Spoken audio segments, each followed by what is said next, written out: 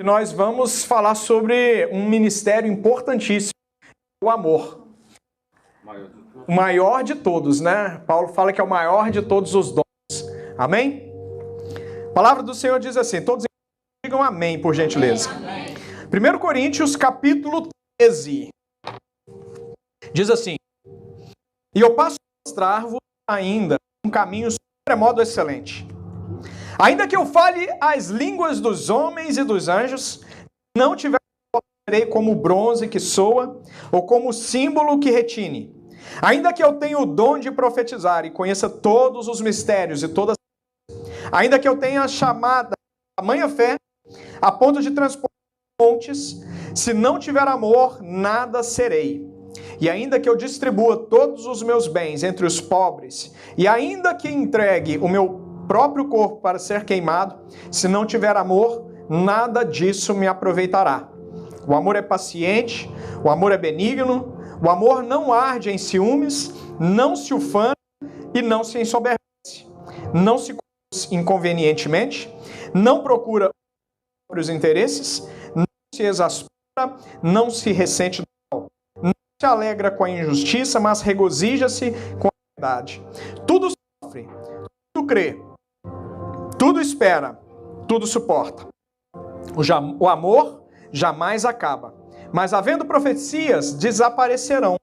Havendo línguas, cessarão. Havendo ciência, passará. Porque em parte conhecemos e em parte profetizamos. Porém, quando vier o que é perfeito, então, o que é em parte será aniquilado. Quando eu era menino, falava como menino. Sentia como menino, pensava como menino. Cheguei a ser homem, desisti das coisas próprias de menino. Agora vemos como em espelho, obscuramente. Então veremos a face. Agora conheço em parte, então conhecerei como também sou conhecido. Pois permanecem a fé, a esperança e o amor. Estes três, o amor, Deus é uma pessoa aberta na sua cadeira. Feche os olhos para que nós possamos orar ao Senhor. De Jesus, eu quero apresentar a Santa Igreja. Quero apresentar também, meu bom Deus, a Tua Santa e Poderosa Palavra. Te peço, Deus, que o Senhor venha se revelar conosco. Que o meu venha diminuir nesse altar para que o Senhor possa crescer cada vez mais. Que o Senhor venha se revelar, Pai, no profundo e no sobrenatural. Venha, meu bom Deus, de forma poderosa de encontro em nossas vidas. E que nós possamos ouvir a Tua voz, Pai. Fala conosco aquilo que nós precisamos ouvir. Não o que queremos ouvir, não aquilo que massageia o nosso ego, Pai. Precisamos de transformação de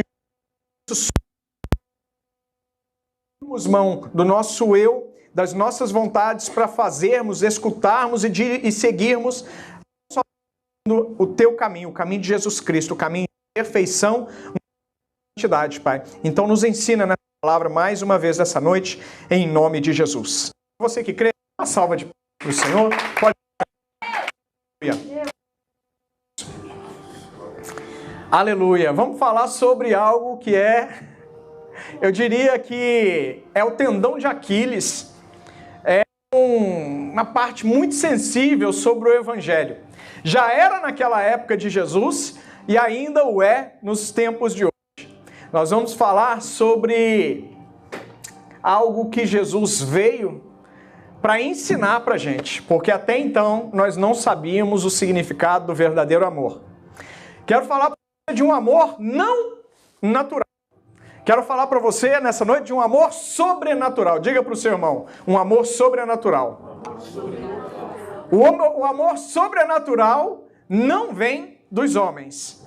O amor sobrenatural é do Espírito Santo. Na Bíblia, 4 tipos de amor. Repita, 4 tipos de amor. Existe o amor eros, repita, eros.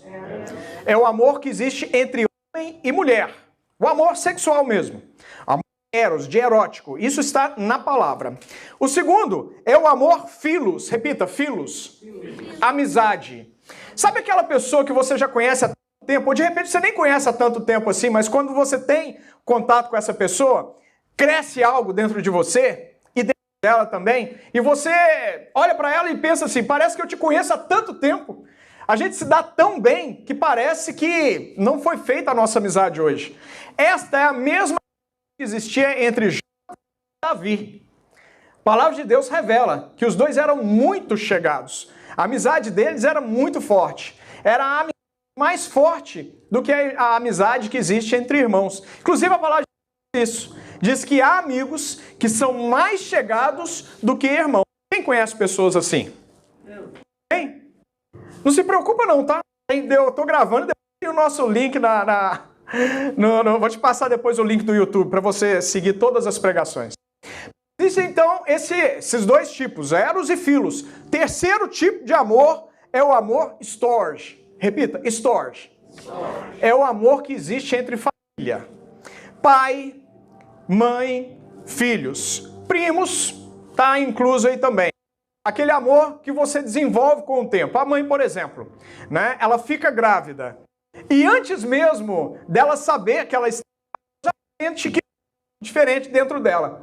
E por ela sentir isso, ela começa a amar esse serzinho que às vezes nem se manifestou ainda é uma célulazinha em processo de transformação. Então, o pai, quando a mãe está grávida, o pai se aproxima da mãe e começa a conversar com barriga. É coisa de gente doida. Quando for mãe, você vai entender isso. Eu não entendi. Eu olhava esse tipo de coisa acontecendo e dizia assim, nossa, mas que bobeira, tá conversando com a barriga. A criança não tem condição de entender o que está sendo dito, mas era uma coisa de ignorante. Eu falava isso porque eu era ignorante, eu não sabia. Anos depois é que eu vim saber, né, que o bebê, ainda no processo de formação, ele já começa a receber o amor, ele já começa a receber e entender o que é uma palavra de bênção e o que é uma palavra de maldição. Eu fico muito triste quando eu fico sabendo de casos, por exemplo, de pessoas que abortaram, passaram por algum tipo de processo que ela pensou, eu vou abortar. Eu fico imaginando, porque hoje em dia, muitas das pessoas que nós conhecemos, elas são problemáticas, elas não sabem por que são problemáticas, e a razão está justamente por causa da carga que elas receberam, enquanto aí eram apenas um embriãozinho em formação, em transformação. Então, eu vou dizer principalmente para os que estão aqui presentes. Hoje a maioria são meninos, o Guilherme também ali, né? Por que Deus não se agrada do relacionamento íntimo de duas pessoas que não são casadas? Deus não se agrada por vários motivos, e um deles é justamente o fato de que toda pessoa que se relaciona com mulher, na intimidade, pode engravidar essa mulher. E aqueles relacionamentos de uma noite, acontece muito no Brasil, aqui não, menos ainda na nossa igreja. Mas aqueles relacionamentos, eles podem levar e trazer consequências na vida da pessoa que dura o resto da vida. Às vezes a situação foi de uma noite apenas, uma semana, um namoro de 15 dias, e a pessoa fica grávida. E essa gravidez ela é rejeitada o tempo todo, a criança nasce. E só a partir de então a criança talvez comece a ser amada. Porque é um serzinho tão bonitinho, né? Que é impossível que não se ame. Mas assim existem pessoas que são rejeitadas. São pessoas que são doadas. Existem pessoas que são doadas, né? E crescem num orfanato. Imagina a dor que carrega uma criança dessa, né? Isso aí é completa falta de amor. Então Deus, para preservar o homem, a mulher de uma situação dessa, não ter que ter essa obrigação, porque para muitos um filho é obrigação, é um fardo, para o resto da vida, porque você pode se separar da sua esposa, a esposa pode se separar do marido, mas o filho ele continua sendo filho. Imagina, então, você nem se casa, a pessoa nem se casa e tem que levar um filho para o resto da vida. E olha, as meninas principalmente, abre sempre seu olho, porque o fardo fica sempre nas mãos das meninas, hein? Das mulheres. É muitíssimo difícil você ver homens solteiros que criam os seus filhos. Não vou te dizer, né, porque eu não posso generalizar dessa forma. Mas, na grande maioria das vezes, a responsabilidade ela fica por sobre a mulher. Então, toma bastante cuidado. Se segura, se preserva, porque não é caretice, tá? Isso não vai nessa onda do mundo, tá? Ah, porque todo mundo faz, você tem que fazer também. Isso é coisa do diabo para a sua vida. Repreender. Se Deus disse para você se guardar, é o que diz na palavra de Deus, é porque é o melhor, é porque Deus está cuidando da sua vida. Amém, meninas? Amém, meninos? Amém. Glória a Deus. Então, o terceiro tipo de amor é o amor storge, esse amor que existe entre pais e filhos, entre primos, tios, esse amor familiar. O quarto tipo de amor é o Diga, ágape. Ágape. Quem sabe o que significa ágape? Jorge sabe. O que significa, Jorge? Amor de Deus. É o amor de Deus, mas por que se chama ágape? Porque a tradução não é essa. Esse é o amor de Deus, mas ágape significa incondicional. Diga, incondicional. Significa que Deus te ama do jeito que você é. Mas tem muitas pessoas que pegam essa frase, né, e usadas pelo inimigo, eles distorcem essa palavra. Quando as pessoas vêm do amor ágape, ela diz assim, eu posso fazer o que eu quiser, porque Deus me ama da maneira que eu sou. Então, isso é uma inverdade, isso é uma manipulação de uma verdade, para que ela tenha um ar de verdade, e aí possa manter a pessoa no engano. Mas essa palavra, esse entendimento está repreendido na autoridade do nome do Senhor Jesus. Amém? O amor incondicional significa que Deus te ama e você pode se aproximar dele da maneira que você está. Da maneira ou sujeira que você está. Você pode vir a Deus, chegar a Deus da maneira que você estiver, que Deus vai te pegar, vai cuidar de você, vai te dar um banho, vai te limpar, vai das mazelas espirituais. Você vai ser feito uma nova criatura em Cristo Jesus e a partir daí você vai ter uma nova história na presença de Deus. Cada um de nós que conhece Jesus tem duas histórias. Uma história antes de Jesus e uma história depois de Jesus. Quem está entendendo diz amém. Amém. Quando o Senhor nos resgata em amor ágape. O amor ágape é o que está sendo distribuído nesse momento para a terra, para as pessoas, para os homens. Esse é o amor de João 3,16. Quem se lembra de João 3,16? O que está escrito em João 3,16? Porque Deus amou o mundo de tal maneira que deu o seu Filho unigênito para todo aquele que nele cresça, mas tenha a vida eterna. Eu estou diante de homens e mulheres aqui que já têm a vida eterna. Amém? Quando nós nos achegamos a Deus, nós tínhamos uma série de problemas e com o passar do tempo, o Espírito Santo foi conosco, porque também não é de uma hora para outra, apesar que acontece de uma hora para outra também. Conheço relatos de pessoas que viviam no pecado e quando levantaram, aceitaram Jesus, ou se reaproximaram do Senhor do altar, elas foram transformadas imediatamente e o pecado ele ficou afastado, ele deixou de existir de um dia para o outro. Então, com cada pessoa, Deus trabalha de uma maneira diferente. Alguns passo a passo, dia a dia, está tudo certo. O importante é que hoje eu seja melhor do que fui ontem. E que amanhã eu seja melhor do que eu estou sendo no dia de hoje. É uma transformação contínua, uma melhora contínua, até o momento que nós vamos nos apresentar diante do tribunal de Cristo. E naquele momento nós estaremos à altura do varão perfeito. Assim diz a palavra de Deus. É um processo, é uma transformação. O que importa é o seguinte, no pecado que eu caí hoje, amanhã eu não posso cair mais. Porque se eu caio hoje num pecado, amanhã eu caio de novo. Depois de amanhã no mesmo pecado, que é o mesmo dia de ontem, o problema está... Eu fui salvo, eu não entendi o que significa de Cristo, não entendi o que foi o sacrifício de Jesus e não fez mudança para a minha vida. Se a cruz, se a palavra de Deus não está impactando a sua vida, se ela não impacta a minha vida, o problema está conosco. É porque de fato nós não somos salvos, nós não entendemos a mensagem do Evangelho. Agora, se a pessoa está tentando, se a pessoa está mudando, a cada dia ela está se esforçando um pouco mais, a cada dia ela vai e dá um passo que antes ela não dava, nós, cristãos, nós precisamos suspender essa pessoa e colocá-la de pé cada vez mais. Porque a igreja de hoje, ela está dando as costas para as pessoas que estão tentando na presença de Deus. Veja bem, a igreja ela é responsável muitas vezes pelas pessoas que se afastam. Porque ao invés de colocarmos as pessoas de pé, a gente simplesmente deixa essas pessoas. Estou aqui diante de 1 Coríntios, capítulo de Paulo, disse pessoas da igreja de Corinto para que você possa entender um pouco. A cidade de Corinto é uma cidade que hoje fica na região da Grécia, ao norte da Grécia, e era uma cidade portuária. Existiam 2 grandes portos na cidade de Corinto. Em razão disso, era uma cidade gigante, era uma cidade muito grande para os padrões da época. Era uma cidade que ia e vinha pessoas o tempo todo. E em razão disso, todo mundo sabe o que é uma cidade portuária, né? Cidade de Santos, Rio de Janeiro. Então, é uma cidade, sempre uma cidade mais complicada. Não estou falando mal dessas cidades, mas a gente sabe que nessas cidades a questão da corrupção ela tende a ser maior. Principalmente questão de mulheres que é a prostituição. Além disso, onde mais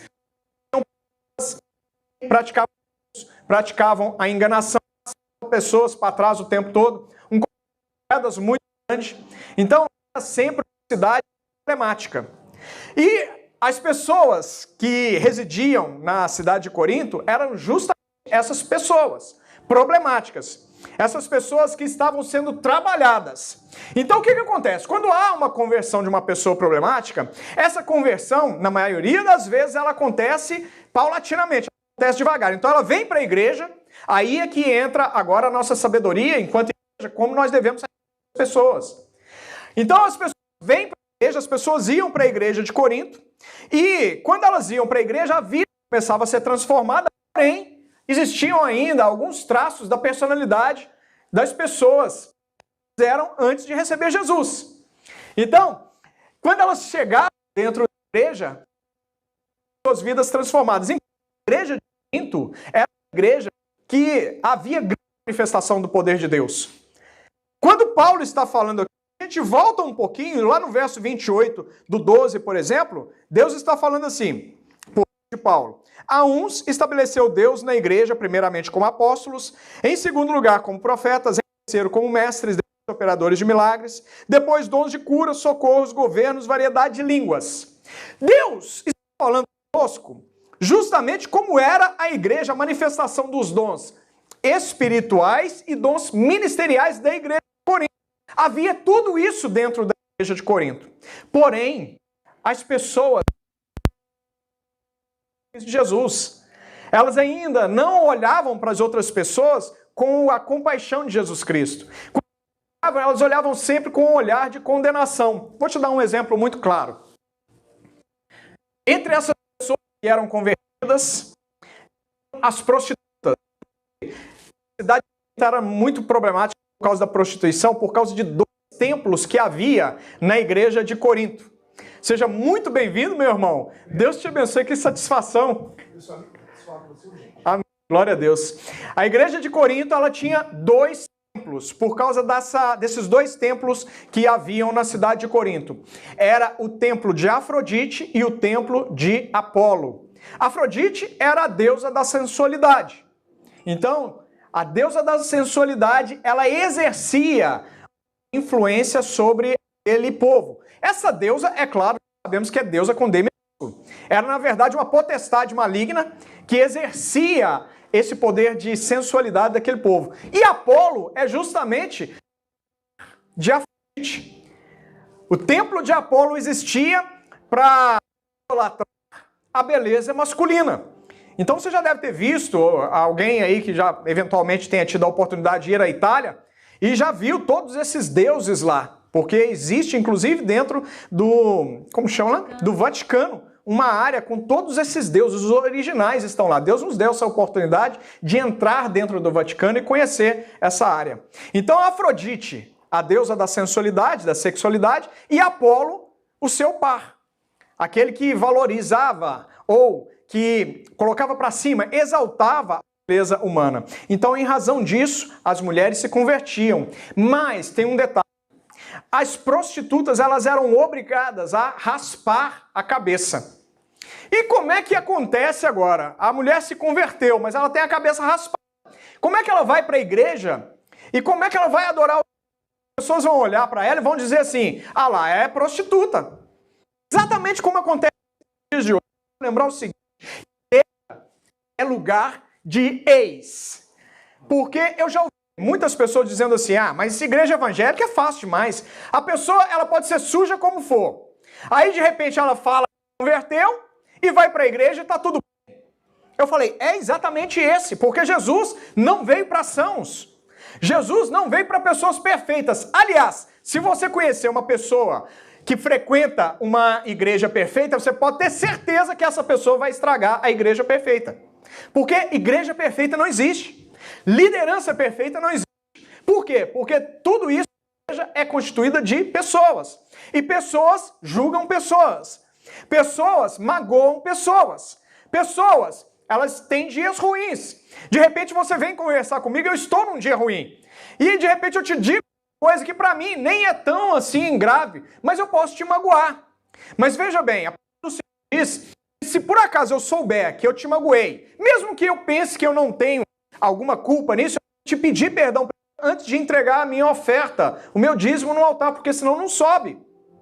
Então, quando a palavra do Senhor diz sobre pessoas, fala sobre relacionamentos, Deus está sempre se preocupando com o outro. Você tem que parar de se preocupar consigo mesmo e tem que começar a preocupar com o outro. É porque o que o outro pensa sobre você que importa e não é o que você pensa sobre você mesmo.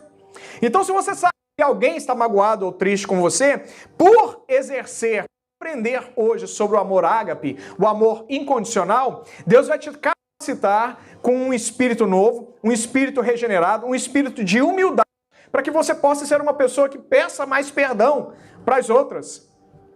Porque a maioria das vezes, o inimigo ele vai colocar no meu coração, no seu coração, no nosso entendimento, a seguinte situação. Você não precisa disso não. Foi ele que entendeu. Por que você que tem que procurar? Por que você é que tem que pedir perdão? Por que você é que tem que ir atrás? A igreja de Corinto passava por isso. Chegavam então as mulheres com cabeça raspada e diziam, olha lá, é prostituta. A pessoa queria ficar na presença de Deus. A pessoa queria buscar a Deus, mas quando ela começava a frequentar os cultos e ela era chamada de prostituta ou ex-prostituta, aquela palavra prostituta machucava ela. Então Paulo diz assim, as mulheres, para que isso aconteça, todas as mulheres agora vão passar a colocar véu na cabeça. Porque se as mulheres todas estão de véu, elas não vão saber quais eram as prostitutas e as que não eram prostitutas. Então a partir de hoje, todas as mulheres, Deus te abençoe em nome de Jesus. Prazerão te ver, viu? Então a partir de hoje, todas as mulheres começam a usar véu na igreja. Foi por causa desse tipo de situação que Paulo deixou registrado. Está registrado na carta de Coríntios. Justamente para preservar. Então, enquanto Deus preserva, Satanás sempre vai querer expor. Nós precisamos ter esse entendimento para que haja transformação nas nossas vidas. Se eu começo a falar das pessoas, se eu começo a apontar para os erros das pessoas, então eu estou sendo utilizado por Satanás para ferir pessoas, para magoar pessoas. Porque dependendo do que eu te disser, você não volta na igreja nunca mais. O homem erra com o homem, mas quem paga o pato é Deus. Ou melhor, quem paga o pato é quem está saindo da igreja, usado por Satanás. Porque ele se esqueceu que aquilo foi uma armadilha, porque a nossa guerra não é contra a carne nem o sangue, mas contra principados que agem nas regiões celestiais. Foi uma armadilha que Satanás criou para afastar as pessoas da igreja. Então preste atenção nisso. Às vezes você pode lidar com um irmão que não está bem naquele dia. Entenda a misericórdia desse irmão, haja com graça, haja com compaixão, haja com amor com o irmão sempre, independentemente da situação que acontecer. Você sempre tem que se colocar na posição de uma pessoa mais instruída na fé, mais elevada na fé, para que Deus possa agir na sua vida. Porque a palavra do Senhor diz assim, o inimigo diz assim, você não vai se humilhar não, porque a humilhação te coloca para baixo, a pessoa vai aproveitar da situação e vai te humilhar cada vez mais. Mas Deus diz assim, os humilhados serão exaltados. Aleluia, glória a Deus. Eu quero te lembrar que a partir do momento que você cuida de um irmão, que você abraça um irmão novo que chega na fé para a igreja, chega para ser cuidado por nós, você tem que abraçar esse irmão também. Independentemente de como ele chegar na igreja. A nossa função é amar. Amar incondicionalmente, porque incondicionalmente nós fomos amados pelo nosso Pai também. A partir do momento que eu entendo o que significa esse amor incondicional, que não depende do que ela fez no passado, do que ela está tentando fazer a partir de hoje, eu mudo a minha postura, eu mudo a minha posição diante de Deus. E eu começo, de fato, a crescer espiritualmente. Crescer espiritualmente não é falar línguas estranhas. Tem muita gente que fica lá, parará na igreja, pensa que é cheio do poder de Deus. Aquilo é carne purinha. Manifestação, inclusive demoníaca, porque o demônio também imita as línguas estranhas. Sabe o que Paulo está dizendo aqui? Olha só que interessante. Primeiro, Paulo está falando que todos esses ministérios, mestres, de milagres, depois dons de cura, socorro, governo, variedade de línguas, tudo isso é muito bom. Aí ele vem perguntando assim, mas são todos apóstolos? São todos profetas? São todos mestres ou operadores de milagres? Todos os dons de curar? Falam todos em outras línguas? Interpretam-nas todas? Procurai com zelo os melhores dons. Eu estou falando que esse momento de coisas sobrenaturais. O dom de línguas estranhas é um dom do Espírito Santo. Eu creio nele, eu creio que ele existe. Eu mesmo falo, como Paulo também dizia, vocês acham importantes porque vocês falam em línguas? Muito mais línguas falo eu. E nem por isso eu me coloco numa posição de superioridade. O próprio Jesus disse que o maior é aquele que serve.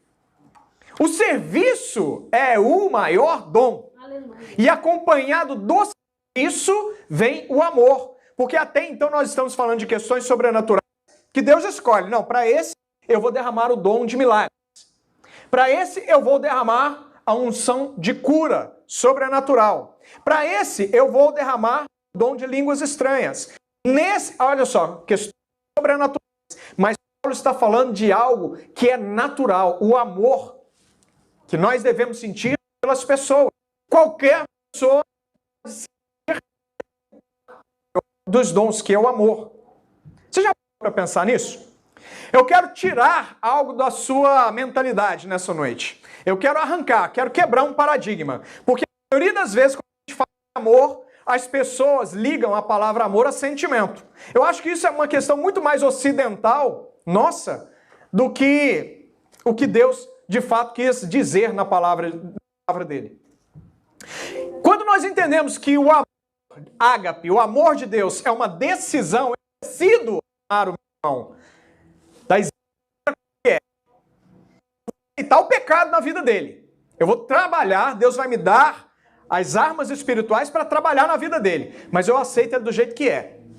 E do jeito que ele é, Deus vai dar sabedoria, palavras, Deus vai colocar na minha boca as palavras corretas, na minha mente o entendimento, para que eu possa atingir aquilo que precisa ser atingido dele, para causar nele a transformação e a mudança de vida. Quem está entendendo a palavra? Amém. Amém. O amor ágape é um amor onde eu desejo amar as pessoas, independentemente do sentimento que eu tenho por elas. O amor ágape, quando eu entendo o amor, eu entendo o que significa o perdão de Deus para as nossas vidas. Mas se Deus é sentimental, inclusive, muitas vezes, quando eu fui para diante do Senhor, para diante do altar, pranto alguma coisa dele, ou reivindicar alguma coisa dele, até bravinho, mas chorando. Eu quero dizer, nada disso comove o coração de Deus. O que comove o coração de Deus é a fidelidade do homem. Presta atenção, o que comove o coração de Deus é a fidelidade do homem. Faz aquilo, mesmo sem concordar, mas com fé e certeza que agrada a Deus. O amor ágape é quando eu decido amar as pessoas. E quando eu decido amar as pessoas, eu preciso me condoer com os problemas delas. Aquilo que atinge a pessoa me atinge também. O fato dela estar fora da presença de Deus me preocupa. Porque um dia, eu como pastor, serei cobrado de Deus por cada vida que passar pela minha mão. Mas a sua também. Da sua mão também Deus vai cobrar aquela pessoa que você não levou para a igreja. Você não amou o suficiente a ponto de ter coragem de pregar Jesus para ela. Pastor, mas eu não sei nada de Bíblia. A única coisa que você precisa falar para essa pessoa é que Jesus ama. Jesus ama, deu a vida dele pela vida dele. E que pode mudar a vida dela completamente. Nós precisamos, nesses últimos dias da igreja na terra, entender que nós precisamos amar as pessoas. Amar as pessoas, mais uma vez, é uma decisão. Eu decido agir, eu decido fazer por ela aquilo que Jesus já fez por mim. Quando eu amo a Cristo, quando eu digo que eu amo a Cristo, tem que haver esse tipo de trabalho da minha parte. Paulo está dizendo, tudo isso que vocês fazem é importante, mas nada disso que vocês fazem sem amor, verdade diante de Deus. Olha como é forte. Ainda que eu fale as línguas dos homens e dos anjos, se eu não tiver amor, como bronze, que soa ou como símbolo que retine. Paulo estava dizendo aqui sobre as pessoas que tinham dons espirituais. E quando Paulo falava com elas, elas diziam assim, mas eu já falo em línguas. Se a pessoa quiser falar em línguas também, se ela quiser receber, é ela que tem que vir para a presença de Deus. Paulo está dizendo assim, pode falar em línguas o quanto você quiser. O Espírito Santo te encher. Se você não colocar esse dom que Deus te deu, resgatar outras vidas, não vale nada. Ainda que eu tenha o dom de profetizar, você pode profetizar sobre a vida de quem for. E conheça todos os mistérios e toda a ciência. Ainda que eu tenha tamanha fé a ponto de transportar montes, se eu não tiver amor, nada serei. Porque as pessoas faziam, elas seguiam ainda os costumes antigos e faziam tudo isso de outras pessoas para impressionar. Então as pessoas que estavam curando, elas estavam curando para impressionar. Existiam pessoas que estavam curando para mercadejar. Então eles davam o nome de Jesus, abençoavam as pessoas, mas o mérito não era de Deus, era delas. Então, Paulo está dizendo aqui, você pode fazer tudo, mas você não está fazendo por amor, porque você não está dando a glória ao Rei da Glória. A glória não está subindo para o verdadeiro dono. Paulo está dizendo, ainda que eu distribua todos os meus bens entre os pobres, e ainda que entregue o meu próprio corpo para ser queimado, se não tiver amor, nada disso me aproveitará. Paulo estava dizendo para algumas pessoas, eu quero seguir a Cristo agora, então estou entregando. Mas a pessoa entregava e depois ela vinha cobrar. Vinha cobrar de Paulo, vinha cobrar de Apolo. Vinha cobrar de Pedro, olha, eu entreguei, agora é obrigação sua me sustentar. Paulo está dizendo para essas pessoas, não adianta você entregar se você não faz por amor. É o que a gente prega em todo o ofertório aqui na igreja. Vai fazer, está fazendo para Deus, então se desprenda daquilo, senão aquilo cria um laço, uma corrente espiritual, você fica preso. Aí sua semana não anda, sua semana não funciona financeiramente, nos negócios, no trabalho, você não sabe por quê, porque não se deu. Você fez para impressionar o pastor, para impressionar outras pessoas. Paulo está dizendo, se você não fizer por amor, se você não entender que é por gratidão, que é por fidelidade, nada disso adianta. Não faça. Não faça, pelo menos até você entender. Porque senão não surte o efeito espiritual que você merece, que você deseja. Sem amor, não adianta de absolutamente nada. Sem amor, não há vitória. Sem amor, não há conquista. Sem amor, não há crescimento. Sem amor, não há transformação espiritual. Porque Deus não age na ausência do amor. Simplesmente assim. O amor, aí ele vem dizendo o que é o amor. O amor é paciente. Nós precisamos ter paciência com as pessoas que estão começando na fé. Às vezes até velho de fé já. Existem pessoas que estão há 20, 30 anos na igreja, mas elas são simplesmente frequentadores. São aquelas pessoas que vêm aos domingos para dar uma limpadinha. Senta ali, deixa a cadeira lustrosa, depois vai para casa tão vazia como chegou. Aí a semana dela não flui. Você começa a pesquisar, é uma pessoa que fala mal de outras pessoas. É uma pessoa que maldiz, amaldiçoa tudo que acontece. É uma pessoa que não vê positividade em nada, que não abençoa a sua família. É uma pessoa que tudo que vai fazer coloca dificuldade, coloca empecilho. É uma pessoa que não profetiza bênção. Ela está diante de uma situação e ela aceita aquela situação como sendo verdadeira. Falta do amor. Como assim, pastor? É porque você ainda não entendeu o Deus a quem você pertence. Porque a sua vida pertence a Deus. O Deus a quem nós servimos, que diz que nós somos imagem e semelhança dele, ele é um Deus de amor. Ele é um Deus bom, ele é um Deus que é em todas as situações, ainda naquelas que nós não temos. Te lembrar que sem amor não adianta estar todos os domingos. E já estamos para começar os cultos de quarta-feira. Não adianta você ser um crente religioso. O que é um crente religioso, pastor? Você está toda quarta, todo domingo, todo evento da igreja. Você está sempre presente. Às vezes está até no altar. Se a sua vida não estiver sendo transformada, se você estiver em direção cada vez mais próxima do céu, você é um crente religioso. Você é um crente que simplesmente está aqui convenceram que esse é o melhor lugar. Mas uma diferença muito grande de convencimento e conversão. Porque quando eu converto os meus caminhos ao Senhor Jesus, a palavra da salvação ela começa a fluir dentro de mim. E eu me transformo em um rio de águas vivas também. E aquilo que Jesus derrama na minha vida, eu posso derramar na sua. E aquilo que Jesus derrama na minha vida, derrama na sua, você vai derramar na vida de outras pessoas.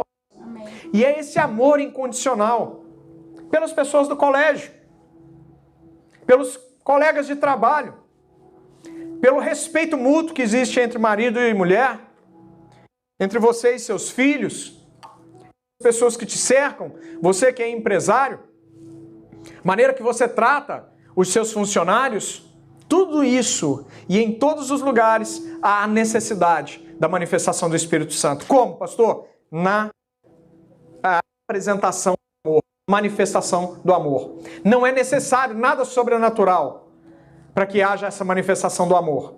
É uma decisão. E quando eu entendo, como eu havia dito, quando eu entendo o amor ágape, incondicional, eu começo também a entender a facilidade de liberar perdão. Porque o amor, ele anda junto com o perdão, sabia disso? Muitos de nós têm dificuldade de perdoar, sabe por quê? Porque nós confundimos o perdão como sendo um sentimento. Ah, eu não estou sentindo de perdoar essa pessoa ainda não. Isso é mentira de Satanás. O perdão é uma decisão, é um ato racional. Já fui chamado de racional. Pastor é muito racional. Glória a Deus que eu sou racional. Porque pela minha racionalidade, o Espírito Santo se revela a mim. Porque o nosso Deus não é um Deus que age na confusão. Ele age na nossa inteligência. Ele se revela a nós a nossa capacidade de entendê-lo. E quando eu falo em capacidade de entendimento, eu falo em racionalidade. Pastor é muito carnal. Glória a Deus. Glória a Deus significa que eu estou aqui ainda. Que todas as pessoas leem lá quando fala que há crentes carnais, crentes... Pensa que Paulo está xingando. Não está xingando. Paulo está falando da natureza humana. Nós somos o quê? Nós somos espírito. O que nós possuímos? Uma alma. E onde nós habitamos? Num corpo. Então, se eu sou espírito, eu possuo uma alma que é o centro das minhas emoções, a minha capacidade de raciocinar, o meu eu, a minha salvação se encontra na minha alma. Porque um dia isso aqui, o corpo, a carne, ela vai crescer, vai virar pó. Veio do pó e volta para o pó. Mas então se eu, pela minha racionalidade, eu entendo, pelo meu raciocínio, pela minha convicção que o perdão, assim como o amor, é uma condição, um desejo, um entendimento, eu então passo perdoar com muito mais facilidade. Porque aquilo que me fizeram passa a não me incomodar mais. Passa a não doer mais. Porque não é mais questão de carne. É questão de espírito. Aleluia. Entendo o amor que Paulo está revelando aqui, eu entendo a facilidade que é também perdoar as pessoas. Que foi o mesmo perdão que eu recebi de Deus. Eu e você. Quem está entendendo diz amém. Então, quando eu entendo que Deus decidiu me perdoar, como é que o senhor entende isso, pastor? Eu entendo, por exemplo, em João 3,16. Porque Deus, ele simplesmente desejou amar o mundo porque ele não precisava. O mundo não tinha nenhum mérito para ser amado. Mas Deus amou o mundo. Ele decidiu amar.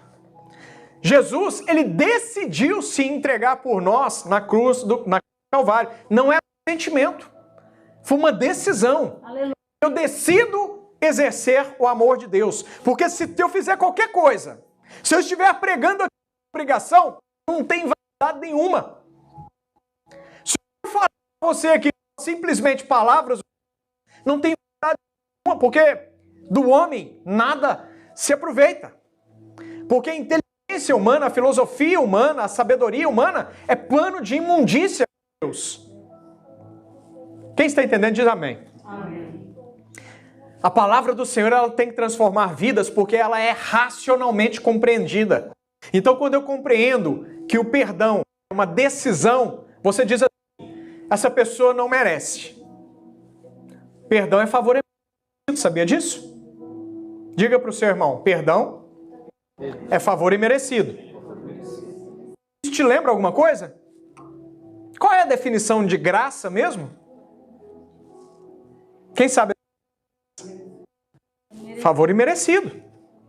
Então não há como falar em perdão sem falar de amor. Como amor sem falar de perdão. Os dois são favores merecidos. O amor de Jesus Cristo aqui, o que ele está falando, pelas pessoas que estão dessa porta para fora, é o amor imerecido. Talvez a pessoa não mereça, mas assim como Deus te amou, Deus está falando, faça da mesma forma. Por quê? Porque você é minha imagem e semelhança. Olha as conexões aí. Posso ouvir um glória a Deus por isso? Da mesma forma que Deus nos amou, nós podemos amar outras pessoas que não merecem. Pessoas que nos cospem, pessoas que nos esbofeteiam, pessoas que falam mal de nós. É atrás dessas pessoas que Jesus quer que nós vamos. As dessas pessoas que nós devemos ir resgatá-las para Jesus, porque fizeram a mesma coisa com Jesus. Quem se lembra disso? Quando Jesus foi passado, quando Jesus sofreu a tortura.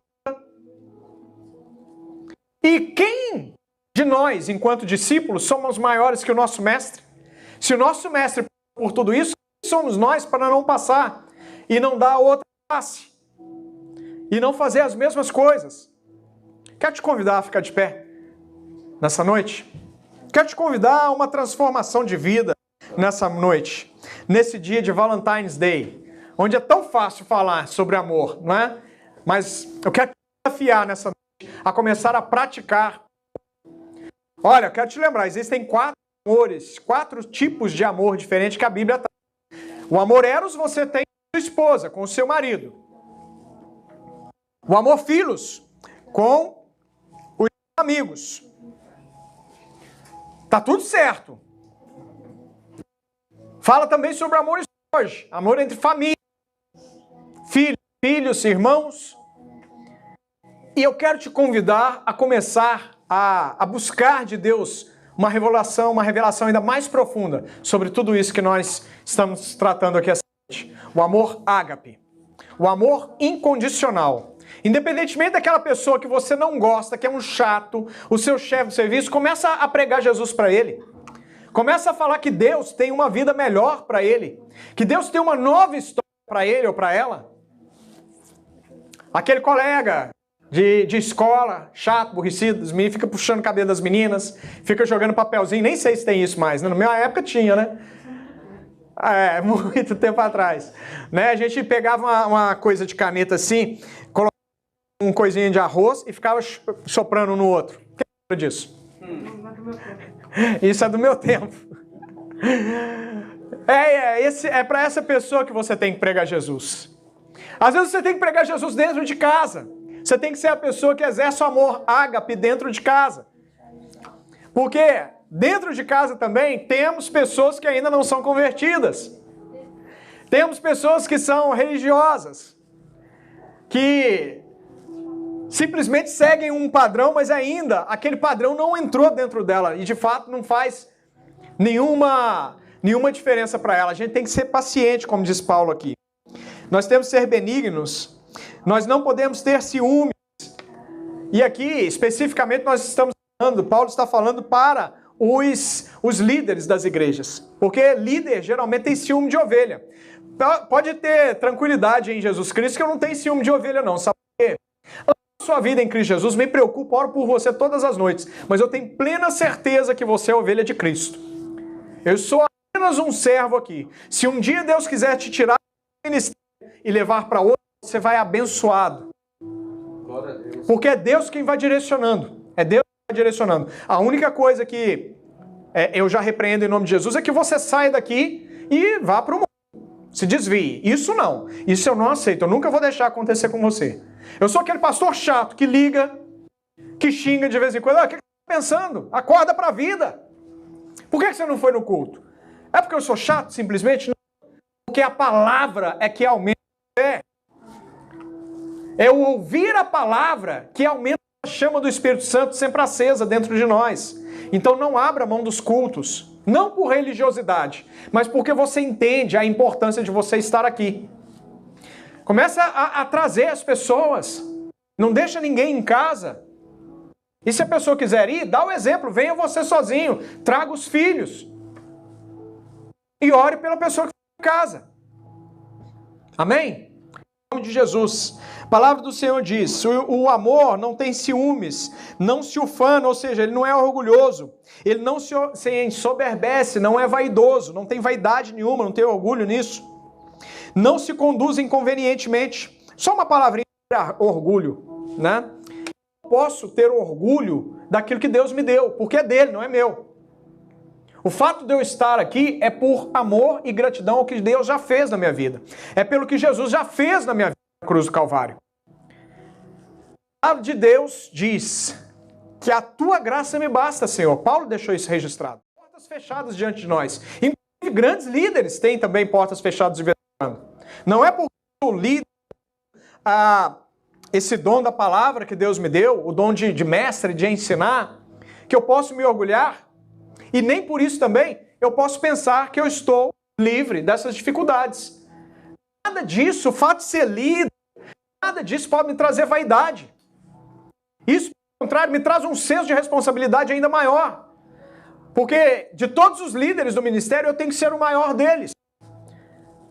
Eu tenho que estar sempre disponível e de mão estendida para você. É claro que eu não vou te deixar dependente da minha pessoa. Eu vou te ensinar a andar sozinho, a caminhar sozinho. Eu vou te ensinar a palavra de Deus. Eu vou te ensinar eu vou colocar entre aspas, reivindicar da maneira correta. Como é que a gente reivindica? Quando a gente age como Ezequias agia. Quando a gente começa a guardar os créditos, o histórico espiritual nosso. Então, nós oramos a Deus com humildade, sabendo a nossa posição de barro, e Deus responde. Não por nada disso. Isso não pode nos encher de orgulho. Ao contrário, quanto mais nós nos aproximamos de Deus, quanto mais nós temos a nossa vida transformadas em Deus, mais humildes precisamos ser. Maior é o nosso serviço. A gente não cuida dos nossos próprios interesses, a gente não se exaspera, a gente não se ressente do mal que nos fazem, a gente não se alegra com a injustiça que outros irmãos sofrem. A gente só se regozija com a verdade. A gente sofre, a gente crê e espera. E a gente tudo suporta, porque sabemos quem é o nosso alicerce. Feche seus olhos nessa noite.